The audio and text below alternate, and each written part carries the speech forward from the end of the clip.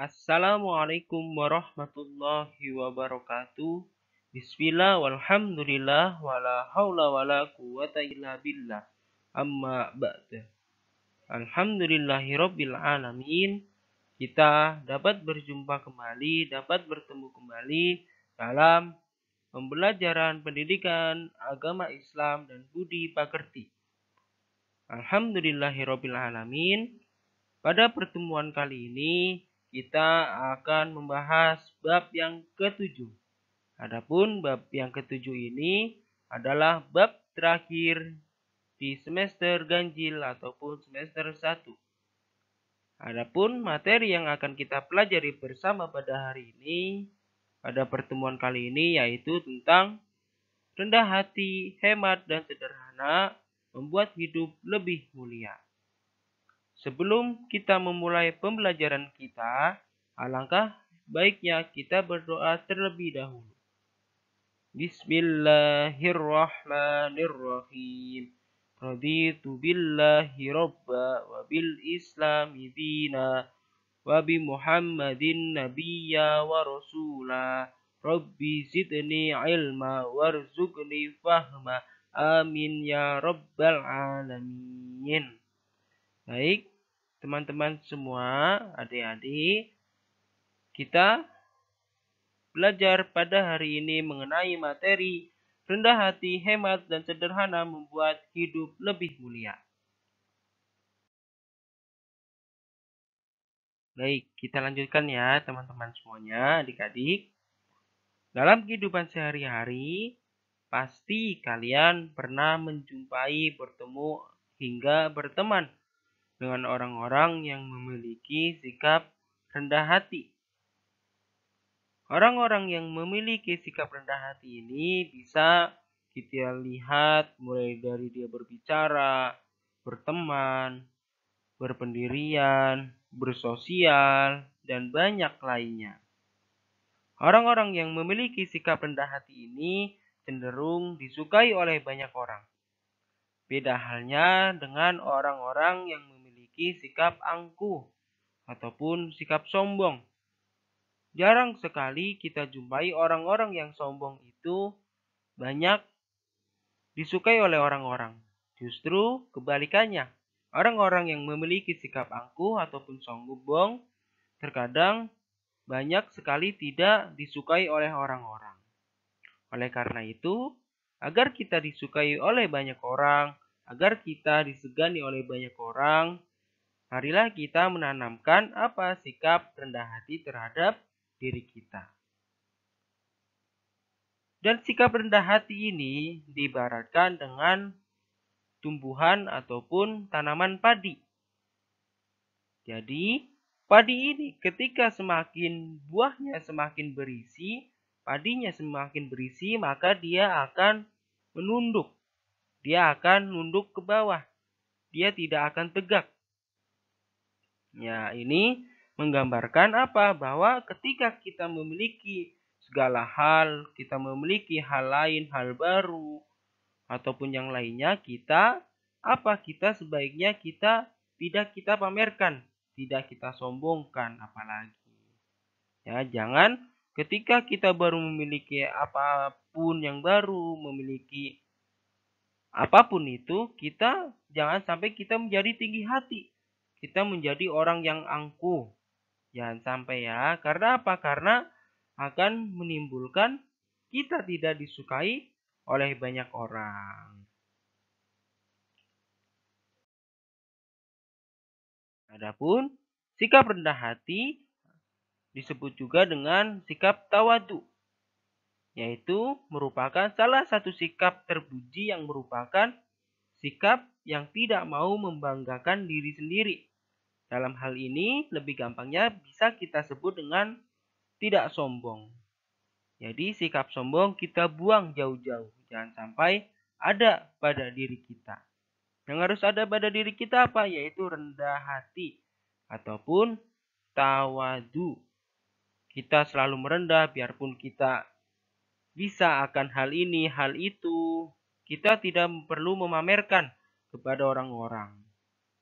Lantas, apa yang harus kita lakukan? Jikalau kita Jikalau kita bisa akan sesuatu hal, maka lebih baik kita ajarkan terhadap siapa? Terhadap teman ataupun orang yang mana belum mampu akan yang kita tahu. Seperti itu. Misalkan dalam hal ini ketika kita dalam kelas, kita sedang belajar.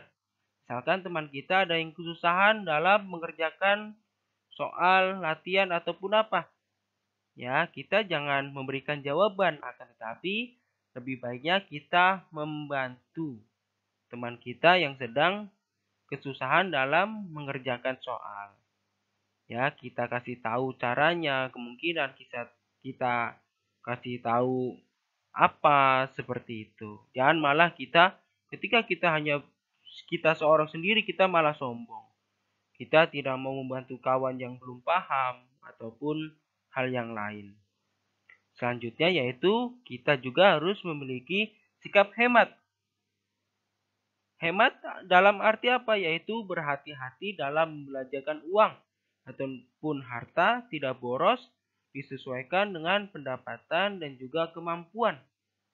Ya, jadi hidup hemat ini merupakan apa? Sikap yang mana jarang juga dimiliki oleh orang.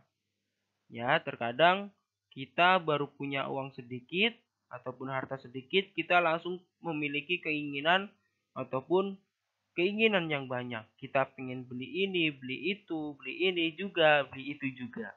Ya, alangkah lebih baiknya kita tabung dan juga kita sedekahkan. Karena apa? Karena hemat pangkal kaya, sedekah tidak akan membuat kita jatuh miskin. Ya, karena itu marilah kita rajin hidup hemat dan juga untuk senantiasa bersedekah jika kita memiliki rizki yang berlebih.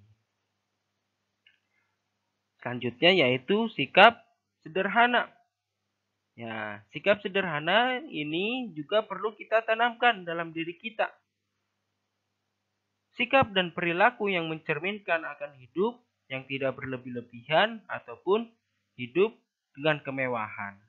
Kita sederhana itu bisa kita artikan itu dengan kita secukupnya. Ya, jadi kita tidak perlu mewah, tidak perlu wah, ataupun kita tidak perlu memiliki hayalan yang tinggi. Kalau cita-cita yang tinggi itu harus. Kita nggak perlu memiliki hayalan inilah itulah tanpa adanya usaha. Akan tetapi lebih baik kita hidup berkecukupan dengan sederhana. Lalu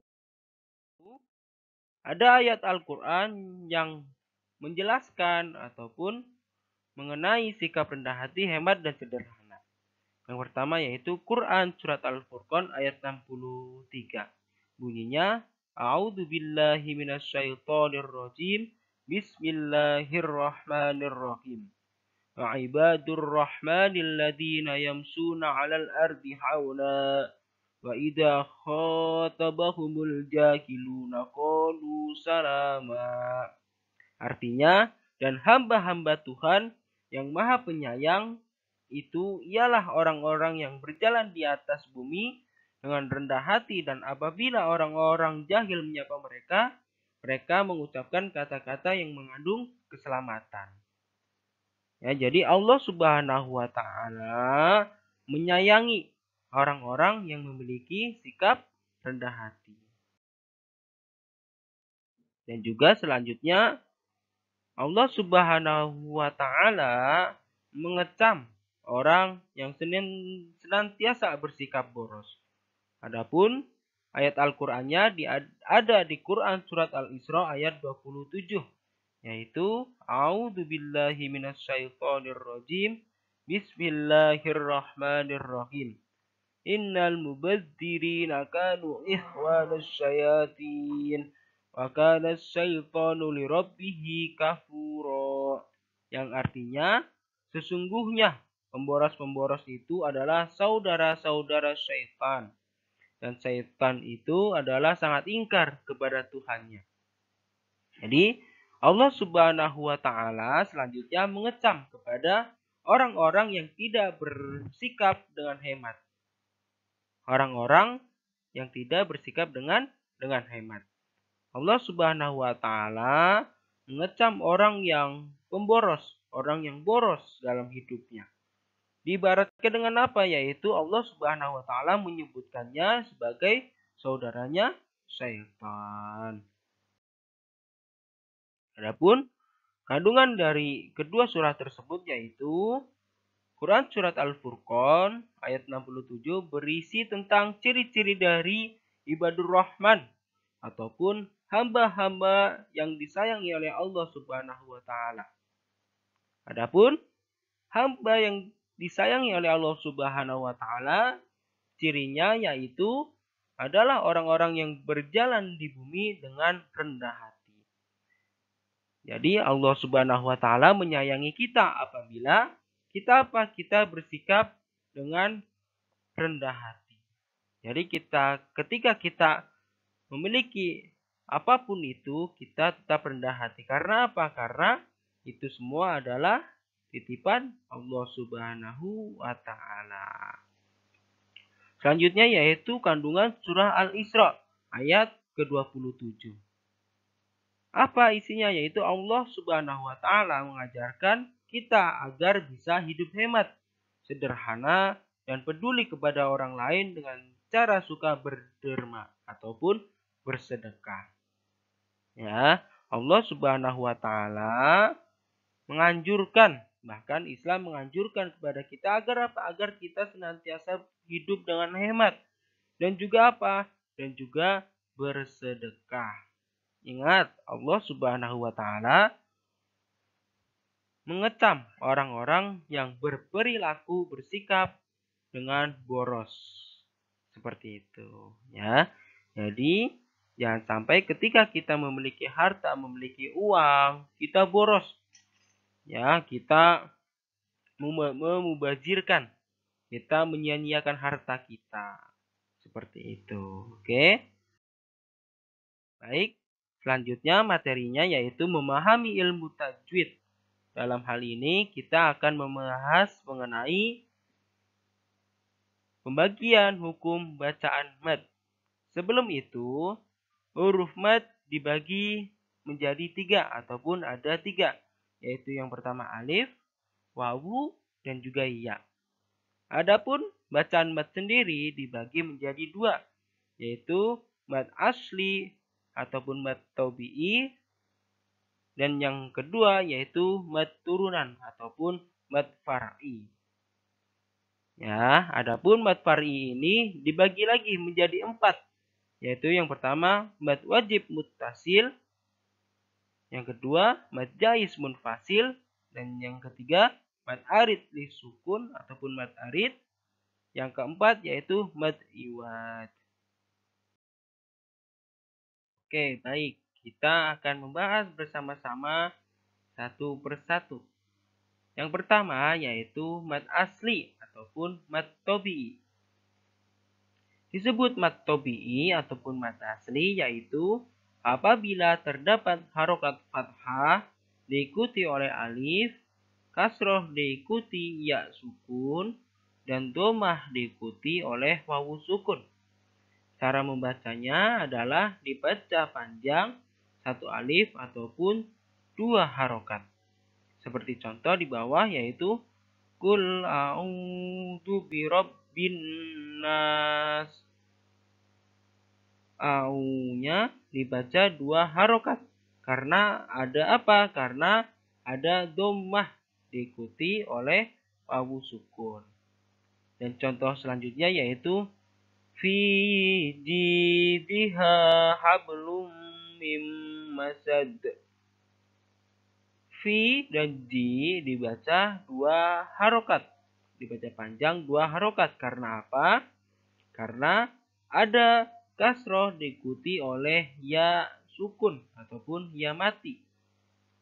Jadi bacanya panjang.